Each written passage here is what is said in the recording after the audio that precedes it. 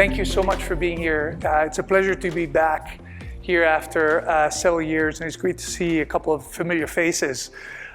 Today, I'm going to spend a couple of minutes with you all to share how being a purpose-led organization has allowed a company like Sage Hospitality to win over 40 years.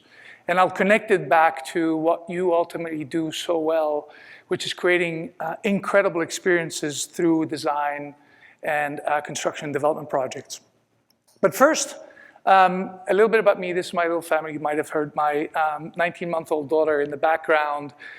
We moved to Denver to where I joined Sage Hospitality, but I was born and raised in Belgium in an Italian-Spanish household, actually a coal mine workers family. And the whole notion after graduating was, let's get a job. And my purpose was to have a career and basically get promoted. I thought that that is really what I was meant to do. And so I had milestones to hit. I needed to be a VP by 30, a SVP by 35, and a president by 40. And I really didn't have any insight and perspective of what it meant to be a servant-led leader or even thinking remotely about purpose.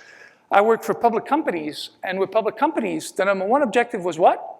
Making sure that our shareholders were really getting their returns. So money was on my mind as a result of the environment that I was associated with.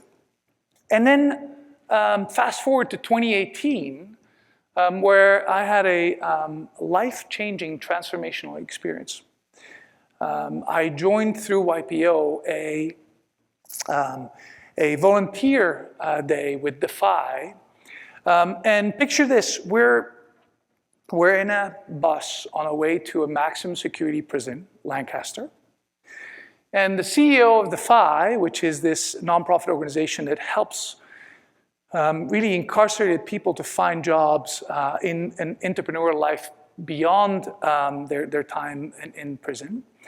Andrew, who's the CEO, tells us all, while we're on the bus, you're going to be spending time helping these entrepreneurs in training basically write their resumes and help their entrepreneurial endeavors after they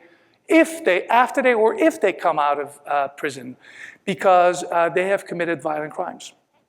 And so the reality is it was something I'd never done before.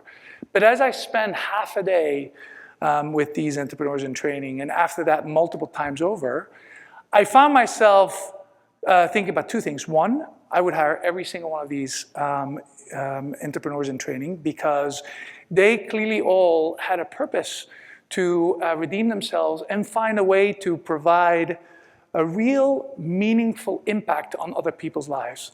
And the same thing applied to me. I found myself really in an environment where I was making a positive impact on other people's lives while they were doing that for me. It was really quite remarkable. So then I joined Sage Hospitality in January of 2020. Impeccable timing in hospitality. And I find myself on stage at our Sage Leadership Festival, which we do every single year, where we bring all of our leaders together. And after spending 48 hours with them, I'm on stage and I share with them this one thought that I had, which is, there's just one question that I had on my mind as I met each one of you over these 48 hours, which is, where have you been all my life? And the reality is that ultimately you can have the most amazing company, but it's the people. I think Glenn said it before, AI doesn't really matter in the notion of connecting humans to one another, because it's about the people. Talking about people, 3 weeks later, we had to furlough 5,700 people in one single day. And so again, as all of us found a way to not only survive, but get through this pandemic, we created a 5-year plan with a very simple, but I would say ambitious vision to become America's favorite lifestyle hospitality company, with 3 very straightforward objectives.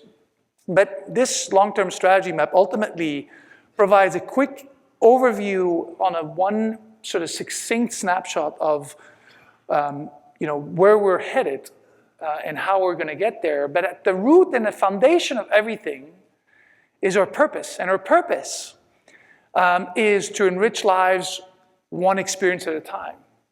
Our founders who founded Sage Hospitality over 40 years ago, we actually celebrated our 40th anniversary in March. We had Earth, Wind, and Fire join us for the party. It was terrific. But they basically made being a purpose-led organization cool before it actually was something that became a trend. And in addition to it being so critical to the foundation of our organization, we also found out that it was truly to the core, at the core of our success, of a long-term success. In fact, a couple of years ago, there was a gentleman by the name of Fred Reichheld who wrote a book called Winning on Purpose. By raise of hand, who has read this book? Brett, you have. Who has heard of Net Promoter Score, or NPS, and who uses it at their companies today? Well, Fred actually invented Net Promoter Score, and he actually said, as he was writing this book, that he did it wrong. And let's hear what Fred has to say on that point. Net Promoter, an interesting story. When I was thinking about what do I name this thing? I want one question, I want a simple process, I want rigorous measures, I want a science, but do I call it Net Advocacy Score? Do I call it, I almost called it Net Lives Enriched, because when you think about someone's life, all the people you touch in your life, how many lives were enriched, how many were diminished is at the core of this idea. And I thought, oh, I better be more practical. Let's call it Net Promoter, because business people understand the value of creating a customer who's a promoter. And detractors are obviously bad for your reputation. They're bad for business. They cost more money to do business. They return their stuff. So business people would say, promoters, detractors. So I called it Net Promoter Score.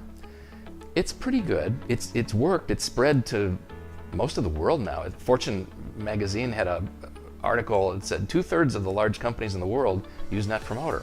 So that's pretty cool. Nevertheless, so many people are doing it poorly, and I wish in some ways I had left it at Net Lives Enriched, because that's what inspires good employees, good people, whether you're a leader or a frontline team member. You want to spend your time enriching the lives you touch, and I think that's what makes the world better. It also makes businesses more profitable. So I read this book and I couldn't believe it. It was so aligned with what Sage had been doing way before I joined. And so there were a couple of learnings that I thought were very, very helpful for all of our leaders across the organization. So I bought a book for every single one of our leaders.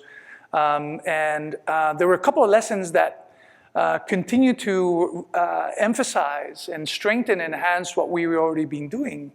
And so I thought I'd share a couple of those insights with you. The first one is, Fred says, embrace an unbeatable purpose. And ultimately, think about whether enriching lives is truly at the core of your organization as the number one objective that your organization has. And so for us, we sort of cascade that down from our strategic plan all the way down to our property levels, 110 hotels, bars, and restaurants nationwide.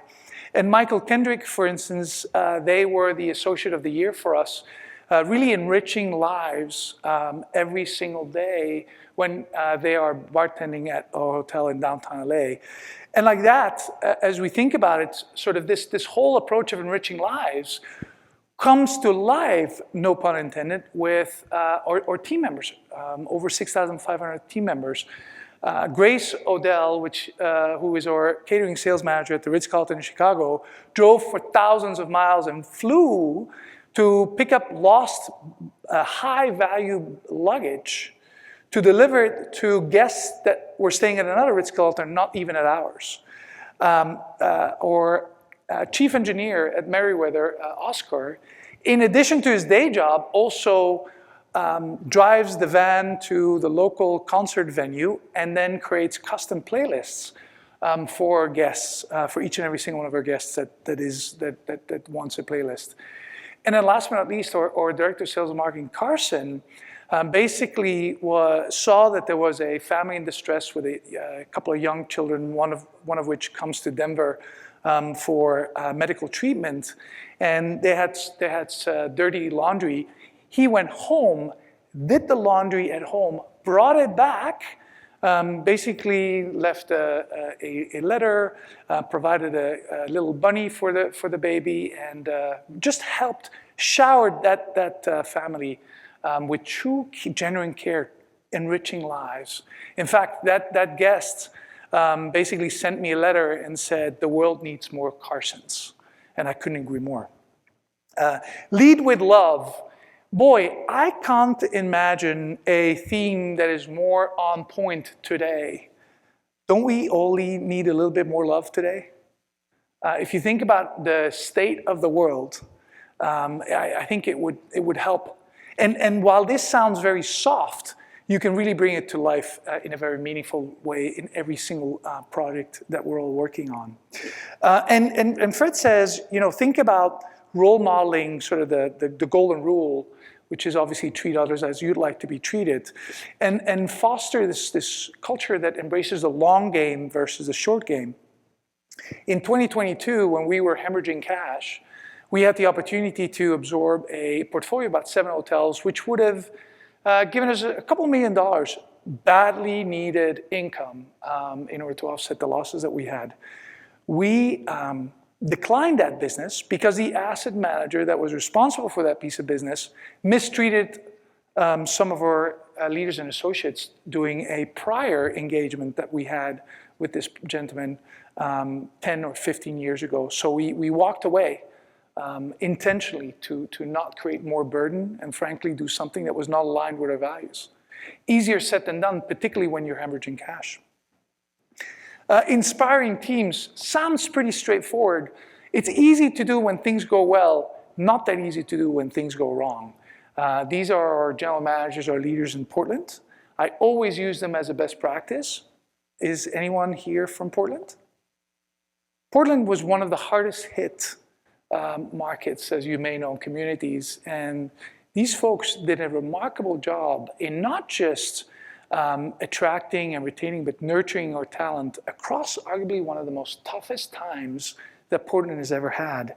And ultimately, how do we as leaders help set up our teams for greatness when they need it most?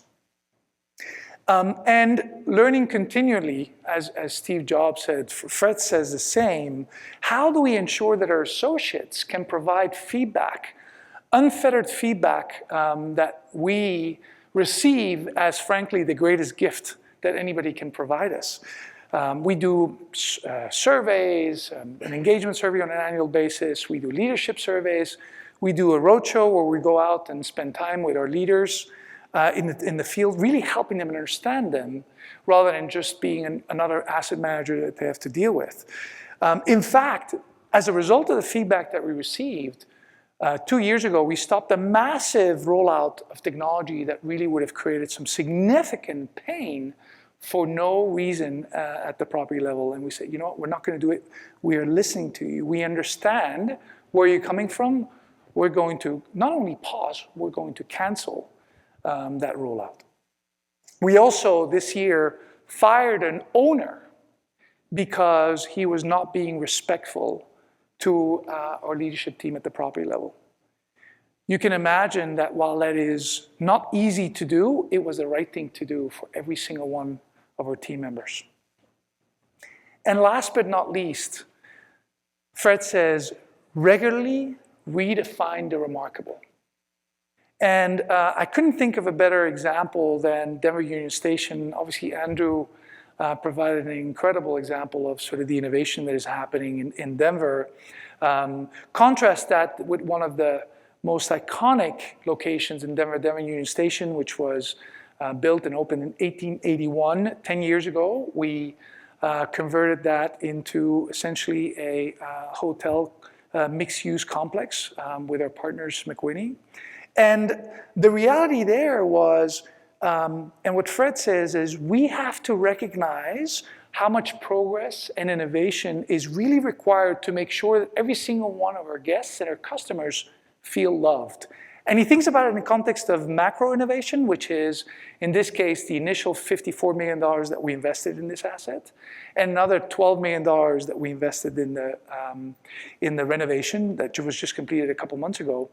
And then micro innovation, which is how do we allow and set up our team members or associates to ensure that they can actually surprise and delight and in fact enrich our customers and our guests each and every single day.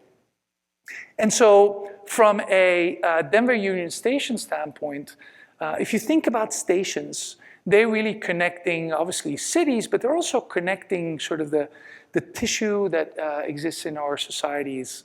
You think about cultures and culinary destinations and experiences, and obviously business. But in the end, what we chose to do here is to create Denver's living room. And this is a place where we invite and really want every single person, whether you're traveling or not, to come in and enjoy this incredible, magnificent, historic, iconic building. There's a 112-room hotel that we opened 10 years ago that we renovated, as I mentioned, and the whole notion here is to bring to life sort of this iconic, nostalgic travel era of think Orient Express and the like. Which, again, as you come and visit Denver, there's a couple of reasons now to visit us in Denver. I welcome you to come and do a tour. But ultimately, what really makes and sets this renovation apart is our mantra, one of a kind, which is embodied by every single one of our associates that is part of this experience. Because as Denver Union Station is a one-of-a-kind place, and the Crawford is a one-of-a-kind hotel, so is each and every single one of our associates one of a kind. And as long as they are recognized as one of a kind, it allows to create truly an emotional connection in a one-of-a-kind way with our guests who truly are one of a kind. And that then gets translated into all of the touch points. I always say everything communicates. Every single interaction that you have can either be pain points or can be a moment of wow, truly a moment of inspiration or delight and surprise. So that then, in summary, has created, over all of these years, a number of great accolades that we're so proud of. I personally am particularly proud of the accolades that Newsweek shared with us this year, because ultimately, I can't think of a better place to be for people if they feel that diversity is welcome, women, families, mental well-being, that is so, so critical. I think particularly even now more so today than ever before.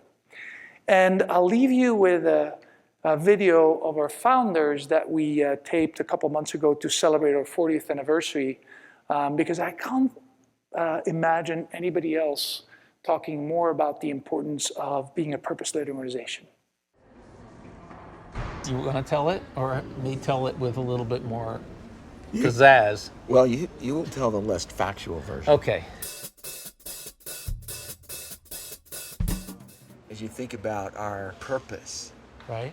the word profit doesn't show up there. No. Profit is the product of Right. enriching lives. Do we care deeply about our investor partners? Of course we do. We want to deliver for them. As we talk to our associates about it, Yep. their job is to enrich people's lives. And if you do that, ultimately, we will be the most profitable. Well, it enriches the value of a place to its community, Yeah. to its guests, and certainly to its owner. We never wavered from our core values. We stayed on that road, on that path. That, to me, is one of the things I'm most proud of. It wasn't always the path of most profitability by any means, right? Staying with your values can be an expensive proposition, and it's always the right thing to do. Enriching lives one experience at a time, I think, those words came to be maybe a decade ago, but it was always the ethos of the organization. Yep. The 40 years we've had together.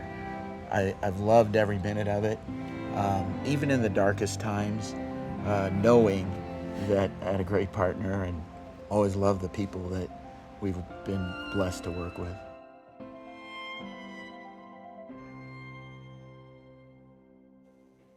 So with that, ladies and gentlemen, thank you so much for your time and interest. Thank you for enriching the lives around you, and thank you for enriching mine.